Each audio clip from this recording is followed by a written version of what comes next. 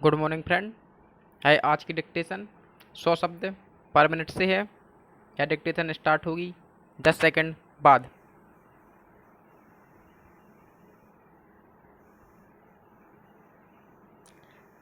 Ready start. अध्यक्ष महोदय, rail मंत्रालय की पूरक मांगों पर हो रही चर्चा में मुझे भी कुछ बोलने का अवसर प्राप्त हुआ है। इसके लिए आपका हृदय से आभारी हूँ। रेल मंत्रालय लगातार उन्नति की राह पर चल रहा है। वह देश के करोड़ों लोगों को अपने लक्ष्य तक पहुंचाने में सहायता करता है। आज रेल द्वारा सारा राष्ट्र आपस में जुड़ा हुआ है।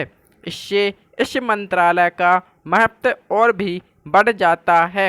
लेकिन एक बात सदा मेरे मन को चोट पहुंचाती है। बड़े दुख के साथ मैं यह बात कह रहा हूँ कि रेल दुर्घटनाएं दिन प्रतिदिन बढ़ती ही जा रही हैं। इससे न केवल लोगों की जानें ही जाती हैं, बल्कि राष्ट्र की संपत्ति का भी बहुत नुकसान होता है। इन दुर्घटनाओं के समय संबंधित मंत्रालय द्वारा बड़े बड़े वायदे किए जाते हैं। मृतकों के परिवारों के प्रति संवेदना व्यक्त की जाती है। अस्पताल में घायलों को देखने के लिए होड़ लग जाती है। जांच के लिए एक कमीशन भी बनाए जाते हैं। लेकिन आश्चर्य है कि आज तक किसी भी कमीशन ने यह रिपोर्ट दी हो कि आखिर लगातार हो रही इन दुर्घटनाओं के क्या कारण हैं। कहीं रेलवे क्रॉसिंग के कर्मचारी लापरवाही के कारण दुर्घटना, कहीं कोहरे में दिशा का ज्ञान न होने के कारण आमने सामने की टक्कर, कहीं पटरी में प्लेटें उखड़ जाना, कहीं डिब्बों का पटरी से उतर जाना और कहीं किसी कमज़ोर पुल के बैठ जाने से भयंकर दुर्घटना। ऐसी अनेक दुर्घटनाओं से हम गुजर चुके हैं, फिर भी स्थिति में कोई सुधार नहीं आता।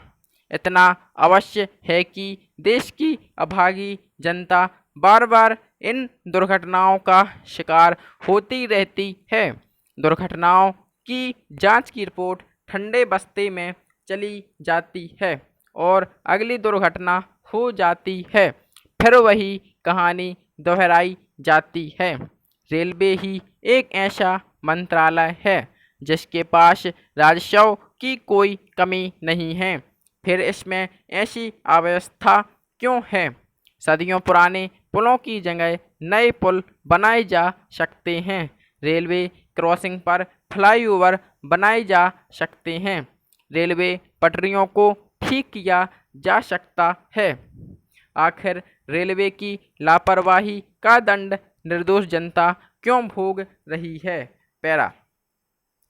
माननीय महोदय, इस सदन में उपस्थित अनेक सदस्य मेरी इस बात से सहमत होंगे कि आधुनिक युग में जहां नई नई तकनीकों का आविष्कार हो रहा है, वहीं हमारे देश में अभी तक रेल के असली कारणों का पता नहीं चलता।